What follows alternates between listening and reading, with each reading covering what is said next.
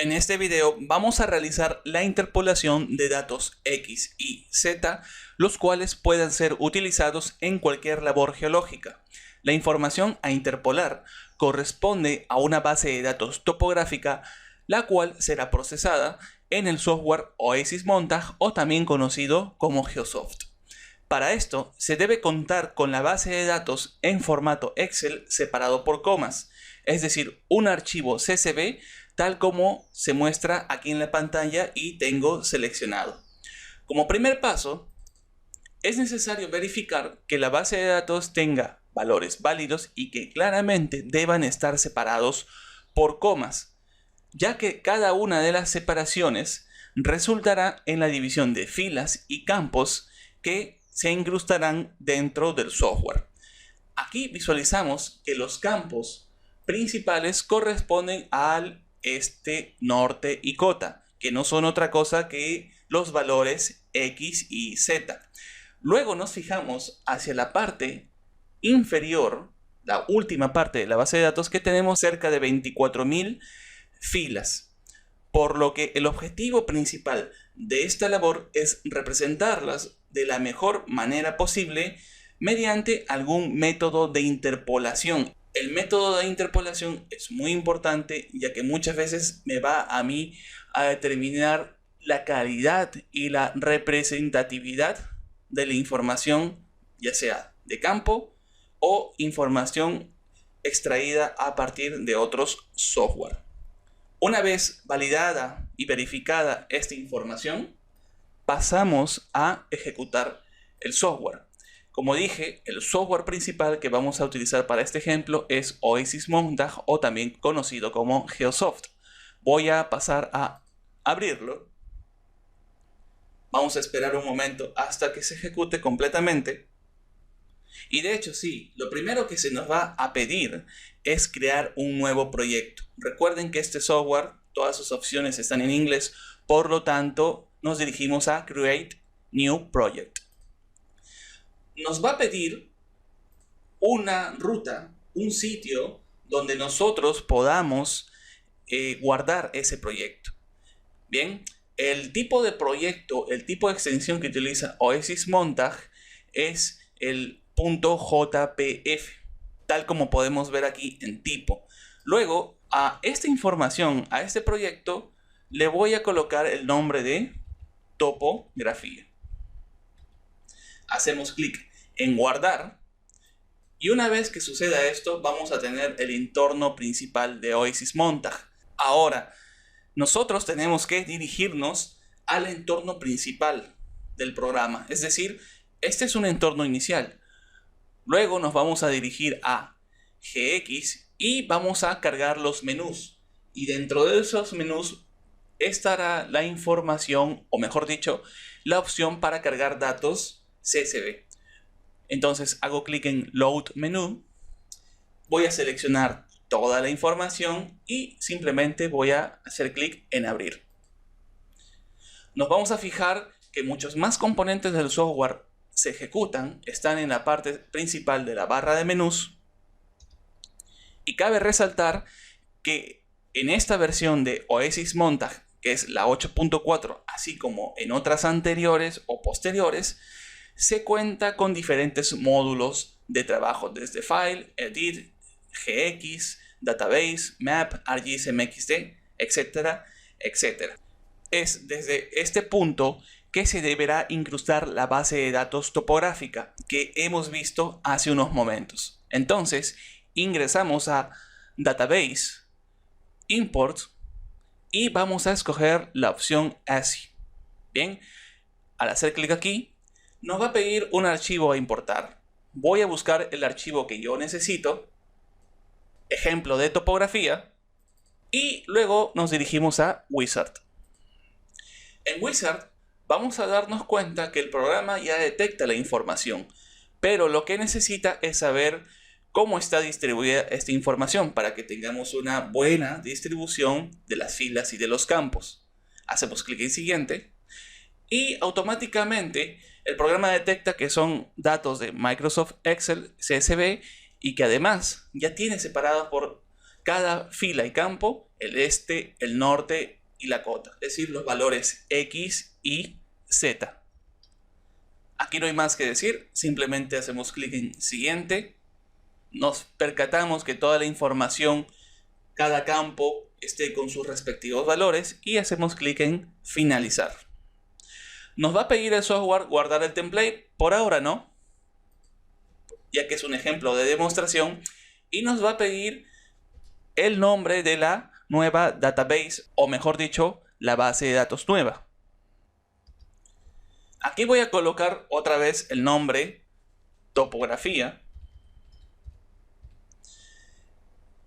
El número máximo de líneas y grupos 200, por ahora está bien. El máximo número de canales y campos 50, también muy bien. Y luego la compresión la dejamos por defecto. Presionamos OK y aquí vamos a tener toda la información que habíamos visto previamente en el archivo original CSV. Ahora sí es cuando tenemos debidamente distribuida toda la información de nuestra base de datos. Ahora, nos fijamos también que en las partes superiores tenemos el este, el norte y la cota. Sin embargo, como toda información geográfica, esta deberá de estar de todos modos georreferenciada.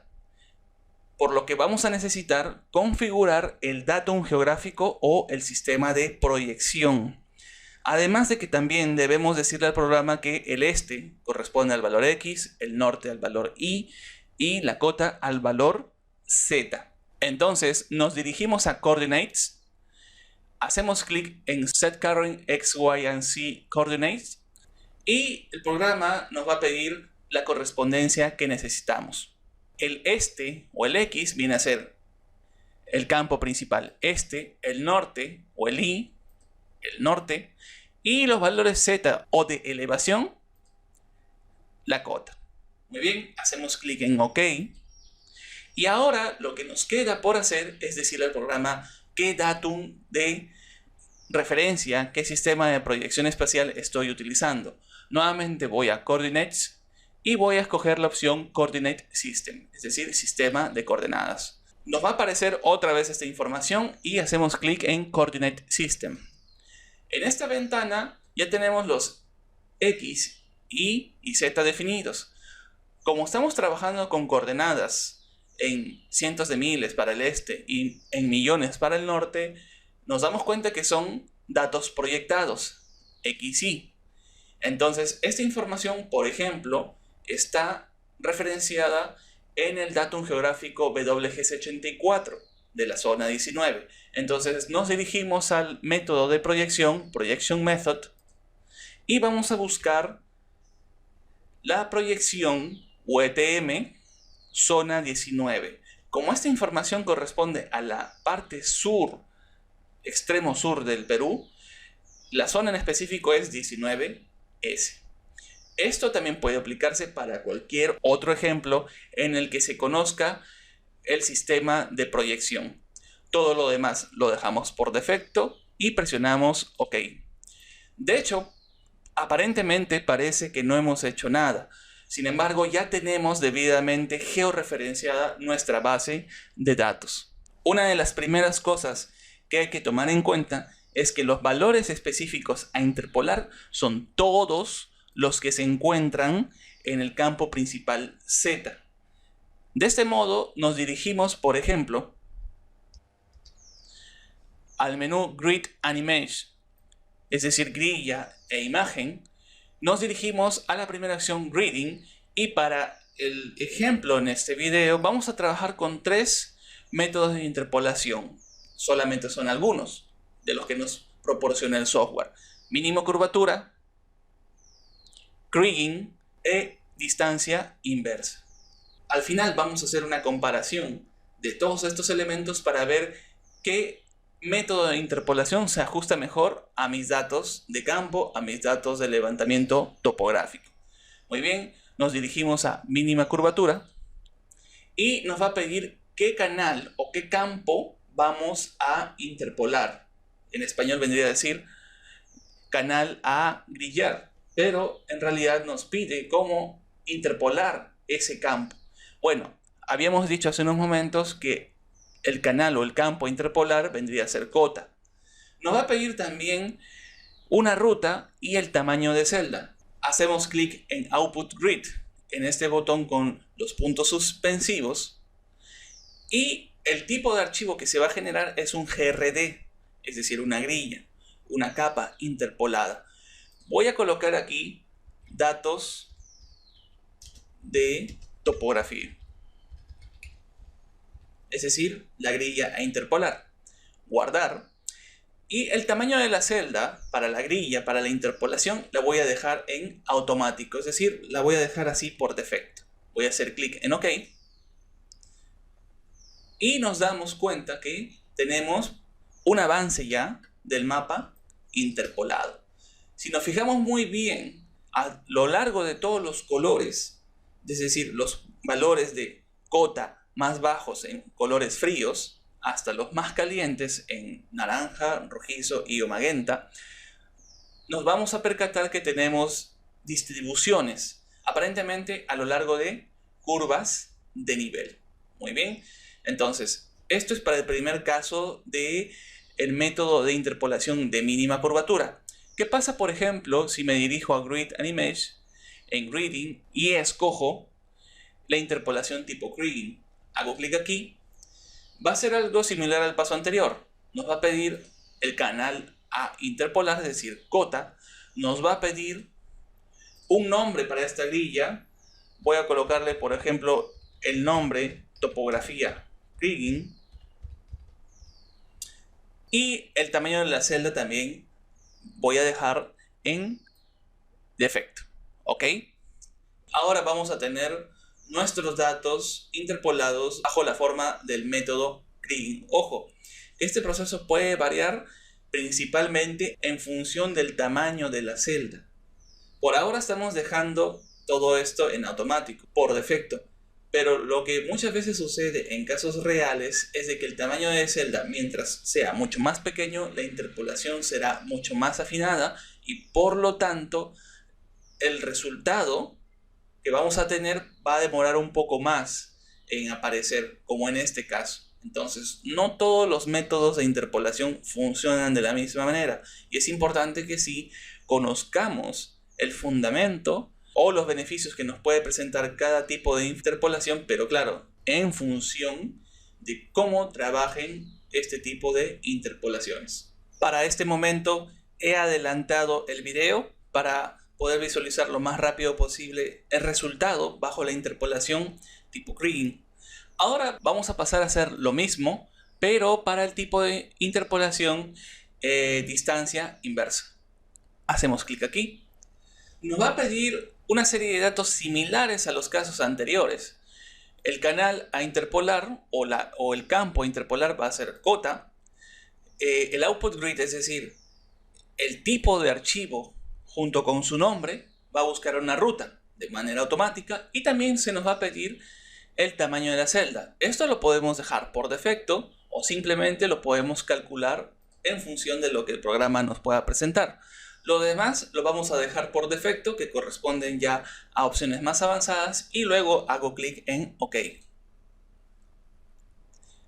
Si nos fijamos muy bien, nuestra información contiene una riqueza bastante importante de datos, es decir, que muchos de estos datos X y Z se encuentran muy cerca de otros, además de que tienen una muy buena densidad de esta información. Esta es la razón por la que a lo largo de todas las interpolaciones que hemos estado realizando nos fijamos que son muy similares, pero en realidad no toda información interpolada llega a ser similar bajo la forma de distintas interpolaciones.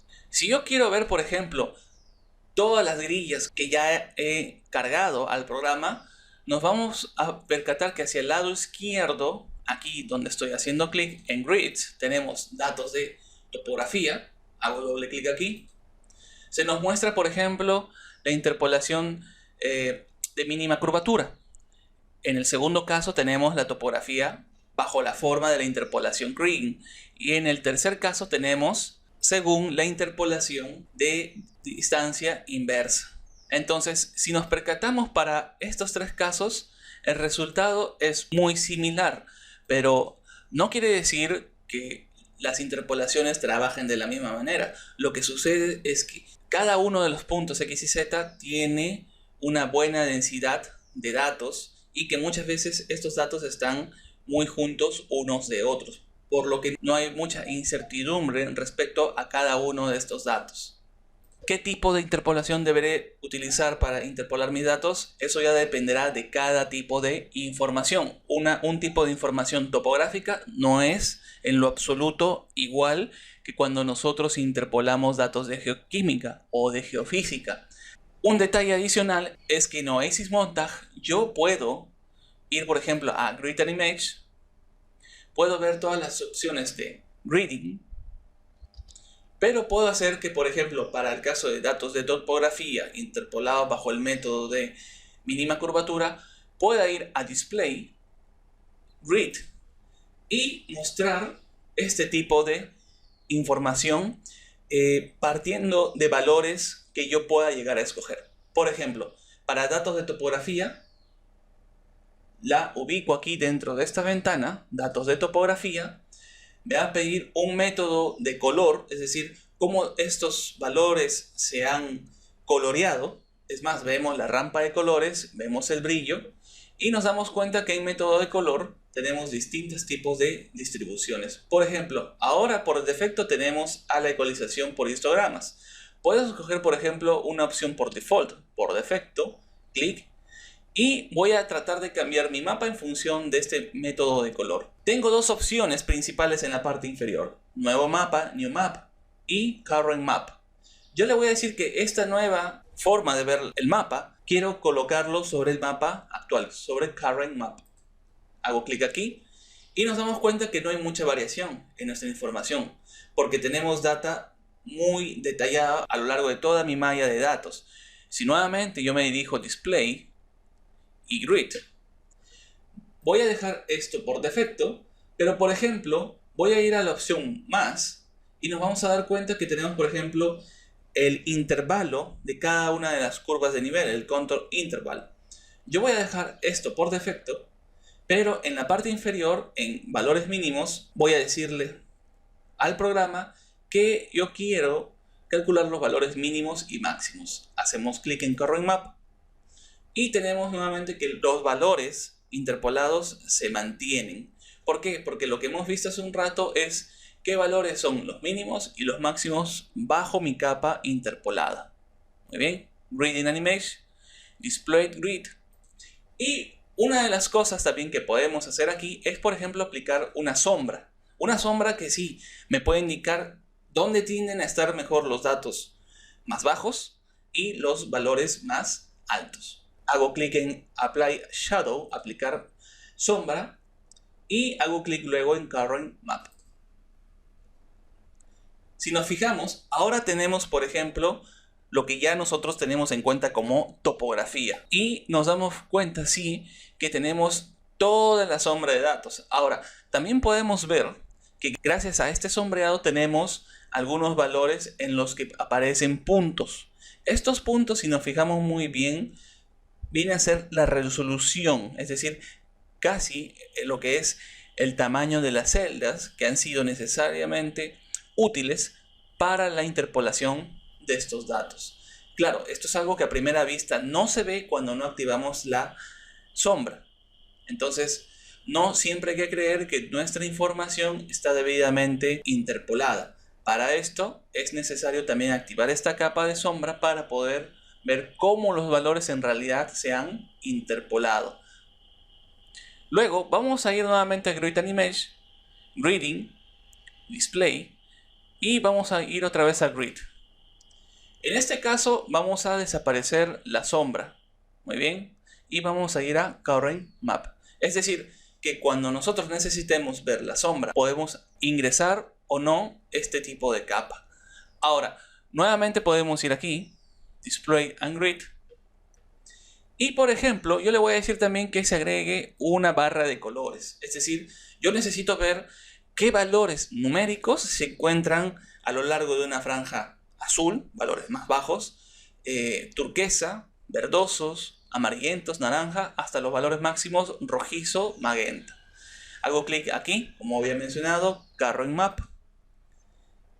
Nos va a pedir acá el programa especificar una escala. La escala, tal como la vemos aquí, la vamos a dejar por defecto. Y esto funciona de esta manera porque no estamos diagramando, no estamos generando el layout final del mapa. El programa en esta ventana nos va a pedir que demos algunas configuraciones a la barra de colores. En este caso no vamos a profundizar en este asunto, solamente le vamos a decir que la orientación sea de manera horizontal. Si nosotros llegamos a ser un poco más curiosos, vamos a tener la capacidad también de darle otros parámetros, como por ejemplo el tamaño del título del texto, el tamaño de las etiquetas que corresponden a los valores dentro del canal Z o del campo Z que viene a ser cota. Bien, esto lo vamos a dejar por defecto y vamos a presionar OK. Ahora, al presionar OK, nos fijamos que también aquí en X Location y en Y Location, es decir, en el este y en el norte, se nos está pidiendo una información. Aquí concretamente el software nos pide que haciendo clic en Locate, hagamos un clic en alguna parte de este entorno de la pantalla para ubicar la posición X y de la barra de colores. Ahora que ya tenemos la barra de colores ubicada, ahora recién es donde el programa sí me va a aceptar todos estos cambios mediante el botón OK.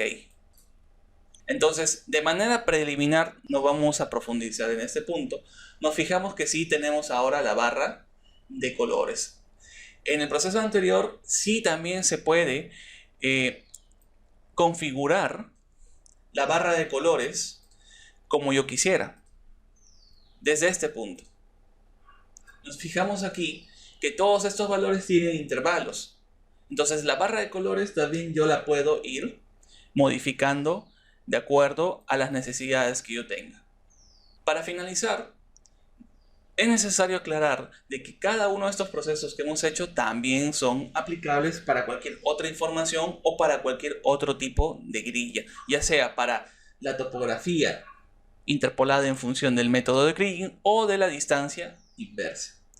Ahora, esta información fácilmente puede expresarse e exportarse, por ejemplo, para su uso en ArcGIS, en ArcMap o en ArcScene. Por ejemplo, nos dirigimos hacia Map y luego vamos a ir a la opción Export. En esta ventana se nos va a pedir a nosotros cómo exportar el mapa. Bueno, vamos a escoger el formato GeoTIFF que tengo aquí seleccionado. ¿Y por qué este formato GeoTIFF? Porque es el que mejor calidad puede presentar al momento de exportar una imagen. Además de que el archivo GeoTIFF, aparte de ser una imagen, ya va a estar automáticamente georreferenciada. Por lo tanto, esta imagen que nosotros vemos aquí, al momento de exportarla como un GeoTIFF, va a ser fácilmente incrustable, por ejemplo, en ArcGIS. Y va a cargarlo de manera georreferenciada y guardando la calidad de la resolución. La calidad de la resolución va a depender bastante de los puntos por pulgada que tenemos aquí. Por lo que estos puntos por pulgada, que no son otra cosa que el DPI de calidad, podemos simplemente, por ejemplo, colocar un valor de 250. Mientras los puntos por pulgada sean mayores, nuestro ancho y altura de nuestra imagen que podemos ver aquí van a ser más grandes. Por lo tanto, este GeoTIFF va a tender a pesar mucho más. Pero podemos olvidarnos del peso de la imagen cuando ya tenemos claro que esta información va a estar en alta calidad. Luego nos va a pedir el programa qué región vamos a exportar. Nos dice si la región observada, el mapa completo o una selección. Bueno, simplemente vamos a escoger la región observada. Luego colocamos en OK y nos va a pedir un nombre. Voy a colocar el nombre de mapa interpolado. El formato TIFF, no se preocupen, simplemente es el formato GeoTIFF ya referenciado y hacemos clic en guardar. Y nos fijamos de que sí, tenemos toda una serie de archivos que se han podido crear en mi escritorio a partir de la base de datos importada, del proyecto en el cual he estado trabajando y de hecho también del TIFF que tenemos seleccionado aquí. Entonces este GeoTIFF va a ser fácilmente incrustable en ArcGIS para su uso. De la misma manera se puede trabajar para las otras grillas, ya sea bajo la metodología de Kriging o de distancia inversa. Entonces con estos resultados podemos dar por finalizado el video. Espero que les sea de utilidad para vuestros trabajos futuros que puedan hacer o los trabajos que ya están haciendo. Si este video les ha sido útil, les agradeceremos que puedan dar like, así como también puedan suscribirse en el canal principal de Explorrock Soluciones Geológicas.